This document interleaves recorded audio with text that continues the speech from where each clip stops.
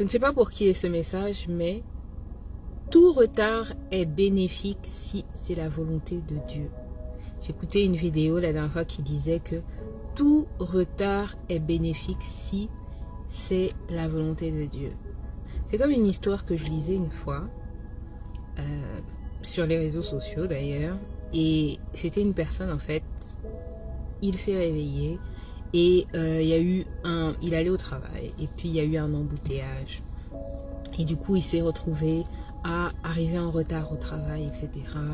Enfin, il avait l'impression de passer une mauvaise journée, il n'y a rien qui allait à la maison avant de partir.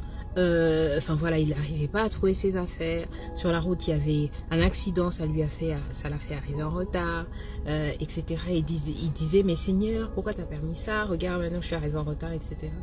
Pourquoi t'as permis que à la maison je trouve pas mes affaires et tout? Donc cette personne se plaignait.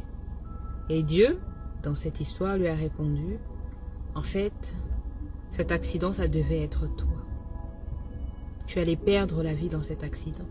C'est pour ça que j'ai permis que tu ne retrouves pas tes affaires rapidement pour que tu puisses éviter ça et que tu puisses garder ta vie. Tout retard, s'il vient de Dieu, est bénéfique.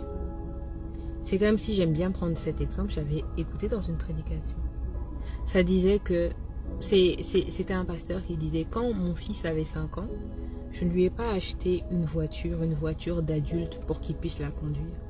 Parce que ça allait être dangereux pour lui. Mais quand il a eu 18 ans, je lui ai acheté une voiture. Il a eu son permis, etc. Il savait conduire, il avait la maturité nécessaire pour conduire, etc.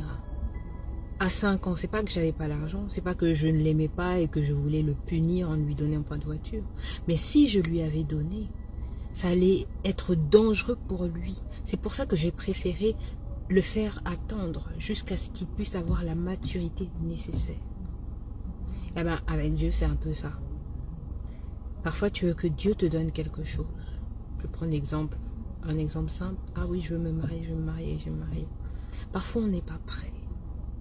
Parfois, on n'est juste pas prêt. On a l'impression de l'être, mais des fois, on n'est juste pas prêt. Et c'est pour ça que Dieu te dit juste, attends, si je te le donne maintenant, même si c'est la bonne personne, tu vas gâcher les choses parce que tu n'as pas la maturité. Il faut que tu passes par certaines épreuves pour comprendre, pour que je t'apprenne l'humilité, la gratitude, le sens du pardon, le vrai sens de l'amour, avant que je puisse emmener cette personne-là dans ta vie. J'ai besoin, je veux pas juste que tu te maries pour te marier, j'ai besoin que tu restes marié. J'ai besoin que ton mariage ça puisse être un exemple pour tes frères et sœurs, les gens qui vont t'observer, les gens que j'ai rattachés à ta destinée. Mais là, tu es un peu trop orgueilleux, tu es un peu trop orgueilleuse, tu manques de patience. J'essaie de forger ta patience. Je te fais attendre pour que tu puisses devenir patient, pour que tu puisses devenir patiente.